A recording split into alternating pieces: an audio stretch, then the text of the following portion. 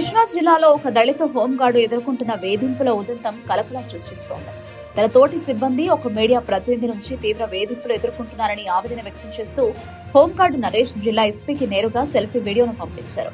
తనను వేధిస్తున్న వారిపై చర్యలు తీసుకోవాలని, పోలీస్ వ్యవస్థలో న్యాయం చేయాలని ఆయన ఎస్పీని కోరారు. సెల్ఫీ వీడియోలో హోంగార్డు నరేష్ తన ఆవేదనను వివరంగా చెప్పుకొచ్చారు. అవనిగడ్డలో ఇసుక, రేషన్ బియ్యం అక్రమ రవాణా, పేకాట విచ్చలవిడిగా సాగుతోందని ఆయన ఆరోపించారు. తాను తన డ్యూటీని సరిగ్గా నిర్వర్తిస్తున్నా తనను లక్ష్యంగా చేసుకుని టార్గెట్ చేస్తున్నానని వాపోయారు.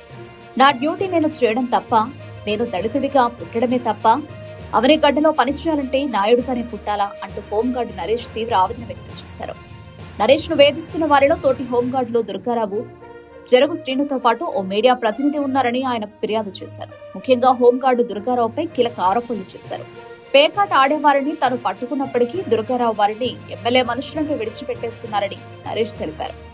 ఈ వేధింపుల కారణంగానే తనను మోపిదేవి నుంచి హెడ్ క్వార్టర్స్ కు బదిలీ చేయించారని, అయినా వేధింపులు ఆగడం లేదని ఆయన ఆరోపించారు. మీరు స్ట్రిక్ట్ ఆఫీసర్ అని తెలిసి మీకు నా ఆవేదన పంపిస్తున్నా, నన్ను వేధిస్తున్నారు, మీరే న్యాయం చేయండి అంటూ నరేష్ ఎస్పీని వేడుకున్నారు. మీరు న్యాయం చేయకపోతే చనిపోమన్నా చనిపోతాను అంటూ ఆయన తీవ్ర నిర్ణయం తీసుకునే స్థాయికి వెళ్లినట్టు తెలియజేశారు.